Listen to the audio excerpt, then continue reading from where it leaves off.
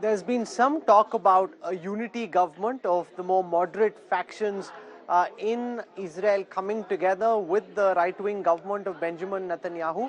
Do you see that, Mr. Olmert, as being a possibility, that a cross-party unity coalition government getting together in this hour of crisis in Israel? Well, I have my doubts about it. I think that when it comes to the military operations will take place according to the military plans, to the plans of the commanding generals of the Israeli army, and regardless of whether there is a unity government or not. So I'm not certain that that will make a difference.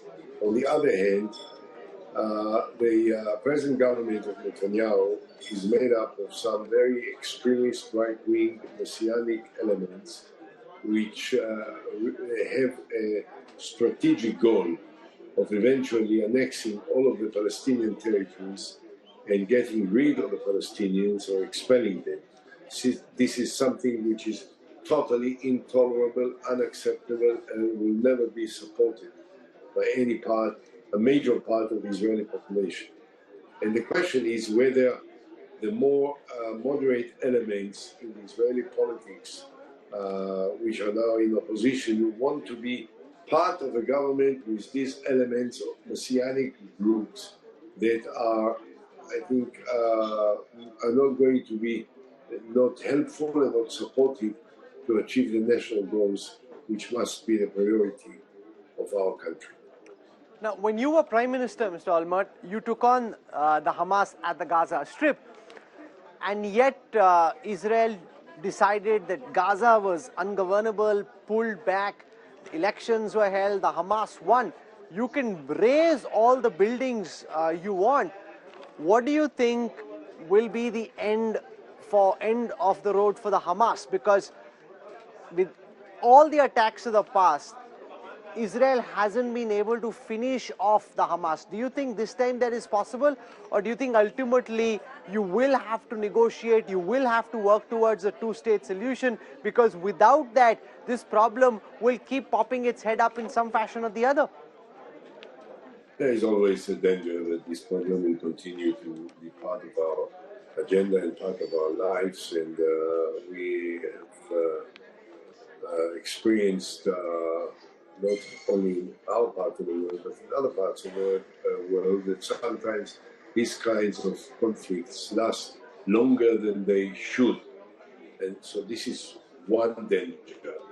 On the other hand, by the way, when I was Prime Minister, there were elections in the territories, and Hamas was very successful in these elections because of the radical anti-Israeli, anti-Jewish attitude, which has characterized them from day one. They never wanted to make peace with Israel. They never wanted to negotiate politically with the state of Israel. They wanted to fight Israel. But I think as a result of the operations in the end of 2008 and the beginning of 2009, at the time that I was in charge, the conflict has been reduced to an entirely different scale. A scale which has lasted for almost 15 years. There were occasional confrontations, but nothing of the nature of what we have witnessed in the last few days. So while all these occasional confrontations between us and the Palestinians in Gaza were not always pleasant, and that it required occasionally to take severe measures against them, it was tolerable and manageable. What we were not prepared for and didn't address ourselves in time for the threats that were coming from Gaza to deal with it was the kind of military aggressive brutal operation that they perpetrated Saturday.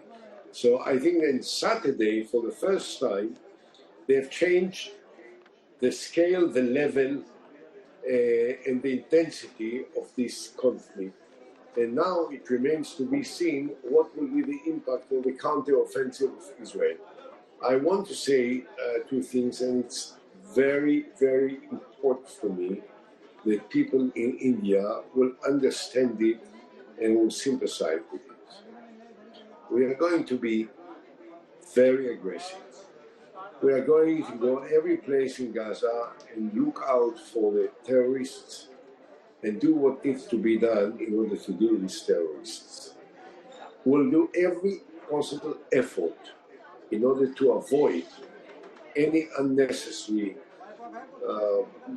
confrontations with non-involved in the civilian society. And we expect that the international public opinion, definitely the public opinion of Indians, and there are many Muslims living in India, and I appeal to them as well, they will understand that if sometimes the pictures that they will see from Gaza will not be pleasant, this is an unavoidable, inevitable result of the need to get rid of the terrorists in order to change the quality of life for both Palestinians and Israelis in that part of the world for a long time.